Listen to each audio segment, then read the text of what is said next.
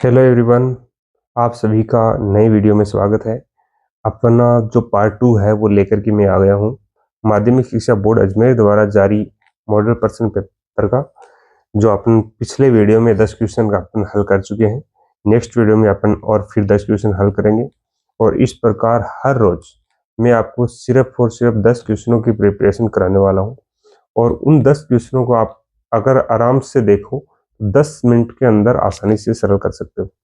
और हर रोज 10 मिनट का समय निकाल कर के ये क्वेश्चन आपको अवश्य ही देखने चाहिए, जिससे आप अच्छे अंक मैथ्स के अंदर प्राप्त कर सकते हैं।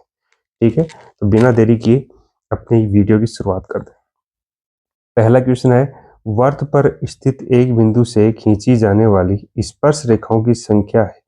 देखो, कोई सर्कल दे रखा है, जैसे ये सर्कल दे रखा है, इसके ऊपर अगर कोई एक बिंदु है तो उससे अपन सिर्फ और सिर्फ एक स्पर्श रेखा खींच सकते हैं। अब इसके ऊपर काफी क्वेश्चन बनते हैं, वो भी आपको मैं बताता हूँ।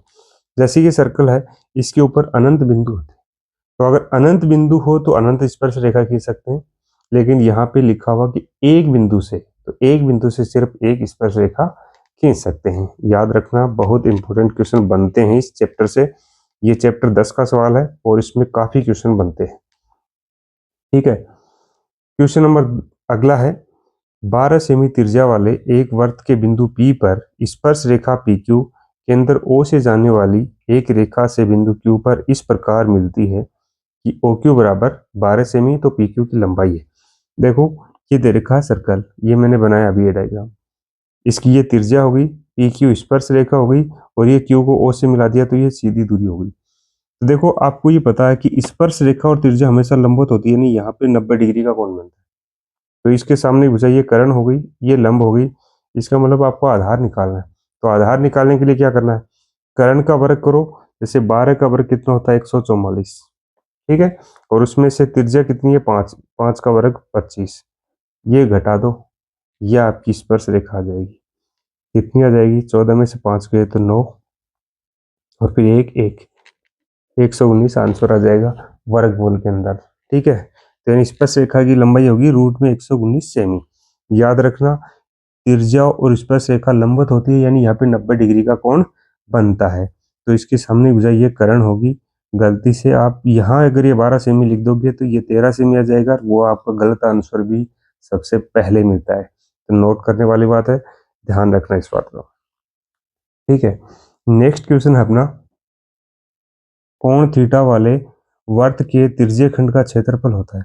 देखो, थीटा बटा 360 डिग्री इंटू 2 पाई आर, अगर ये लगा दिया तो ये होती है त्रिज्य खंड के चाप की लंबाई का सूत्र होता है। थीटा बटा 360 degree into pi R square, ये होता है त्रिज्य खंड का क्षेत्रफल। और ये क्वेश्चन आपके हाफ ईयरली एग्जाम में भी पूछा गया था। ठीक है, अगला क्वेश्चन है, एक ठोस अर्धगोले का एक ठोस अर्धगोले का संपूर्ण पृष्ठीय क्षेत्रफल ज्ञात करने का सूत्र है। देखो, पाई आर स्क्वायर किसका सूत्र होता है, वृत्त का क्षेत्रफल होता है। 3 पाई आर स्क्वायर होता है एक ठोस अर्धगोले का संपूर्ण पृष्ठीय क्षेत्रफल। 2 पाई आर होता है अर्धगोले का पृष्ठीय क्षेत्रफल, और 4 पाई आर स्क्वायर होता है गोले का संपूर्ण पृष्ठीय क्षेत्रफल। तो नोट कर लेना, चारों सूत्र मैंने आपको समझा दिए। नेक्स्ट क्वेश्चन है, देखो, दो घनों जिनमें से प्रत्येक का आयतन 27 सेंटीमीटर क्यूब है के संलग्न फलकों को मिलाकर एक ठोस घनाभ बनाया जाता है, तब घनाभ का आयतन क्या होगा। देखो, घन का आयतन का सूत्र क्या होता है, भुजा क्यूब। भुजा क्यूब, तो ये भी आयतन है और ये भी आयतन है। तो यहाँ से अगर अपन भुजा निकालेंगे तो भुजा का मान निकालेंगे तो ये जो क्यूब है दूसरी तरफ जाएगा तो क्या बन जाएगा, घनमूल बन जाएगा। क्या बन जाएगा, घनमूल। और 27 का घनमूल होता है 3। ठीक है, तो यानी घन की भुजा है वो 3 सेमी है। ठीक है, अब दो घन अगर अपन पास पास रखेंगे तो वो घनाभ बन जाएगा, और घनाभ बनेगा तो उसकी लंबाई है वो, देखो, 3 और 3 मिलकर के 6 हो जाएगी, और चौड़ाई और ऊंचाई है वो 3 3 ही रहेगी। ठीक है, लंबाई 6 हो गई, चौड़ाई में कोई फर्क नहीं पड़ेगा और ऊंचाई में कोई फर्क नहीं पड़ेगा। अगर दो घन है उनको अपन पास पास रखेंगे तो उनकी लंबाई बढ़ेगी, चौड़ाई और ऊंचाई पे कोई फर्क नहीं पड़ेगा। अब अपन को निकालना किसका है, घनाभ का आयतन। तो घनाभ के आयतन का सूत्र क्या होता है, लंबाई गुणा चौड़ाई गुणा ऊंचाई। तो इन तीनों को गुणा कर दो, 3 3 9, 9 को 6 से गुणा करोगे 9 6 54, तो इसका आयतन हो जाएगा 54 सेंटीमीटर क्यूब।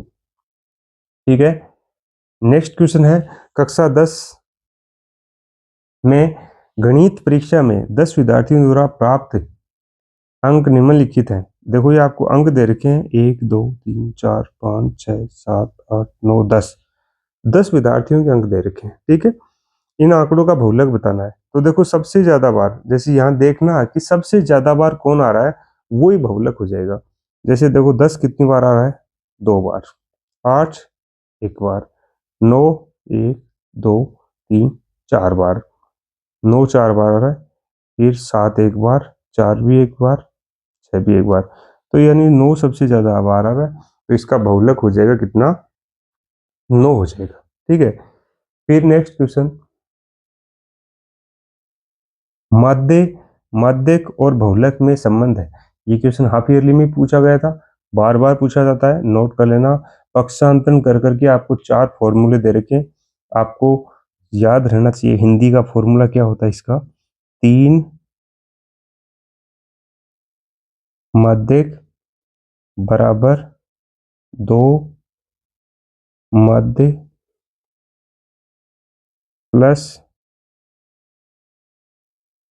बहुलक, ये सूत्र होता है। ठीक है, तो यहाँ पे आपको जो दे रखा है इनमें से ऐसा कौन सा है, देखो जैसे माध्यक की जगह हम यहाँ m लिखते हैं, या x बार लिखते हैं, यहाँ पे z लिखते हैं। ठीक है, तो ये कौन सा,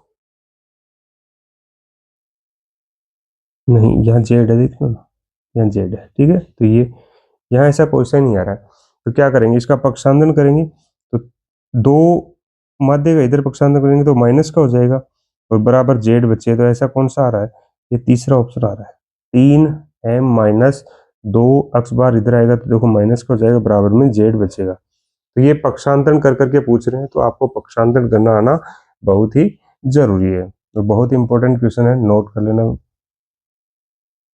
नेक्स्ट क्वेश्चन अपना, निम्नलिखित में से ए की प्रायिकता पी ए के लिए सत्य कथन कौन सा है।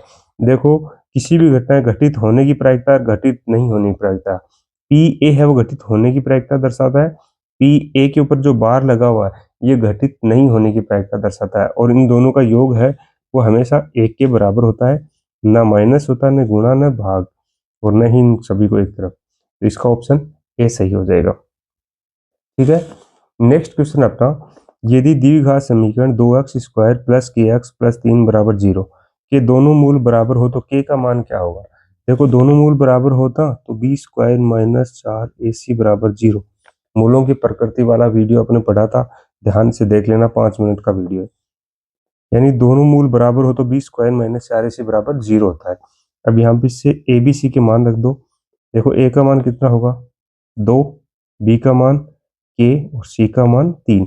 कहाँ से आया ये मान, व्यापक द्विघात समीकरण से तुलना करने पर। ठीक है, तो बी का मान कितना रखना है, के, ए का स्क्वायर माइनस 4 गुणा ए की जगह 2, सी की जगह 3, 3 को 2 से गुणा करोगे 6, 6 को 4 से गुणा करोगे तो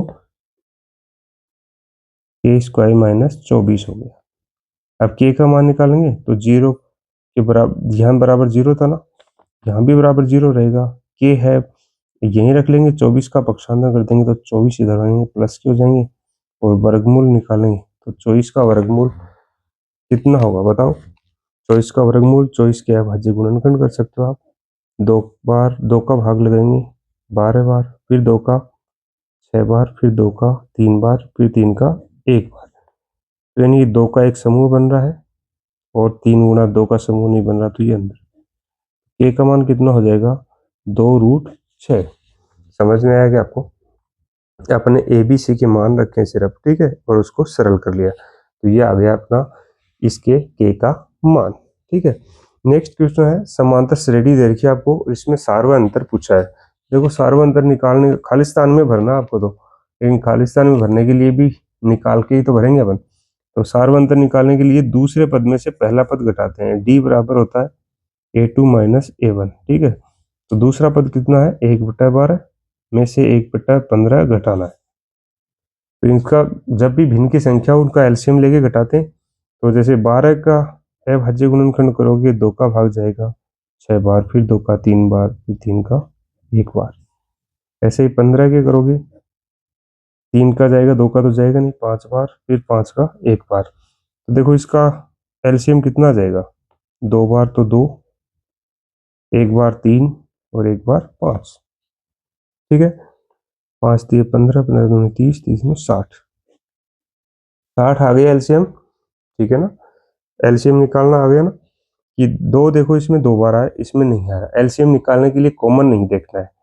3 इसमें 1 बार आ रहा है, इसमें भी 1 बार आ रहा है, 1 बार लिख लिया, कोई दिक्कत नहीं। 5 इसमें 1 बार आ रहा है, इसमें नहीं आ रहा है, कॉमन तो देखना ही नहीं है, अधिकतम देखना अपन को। फिर 12 का भाग 60 में लगाएंगे, 5 बार जाएगा, 5 का 1 से गुणा करेंगे तो 5, माइनस 15 का भाग 60 में 4 बार जाएगा, 4 का 1 से गुणा करेंगे तो 5 प्लस का 4 माइनस का 1 बचेगा, नीचे कितने हैं 60। कितना आ गया अपना सार्वंतर 1/60।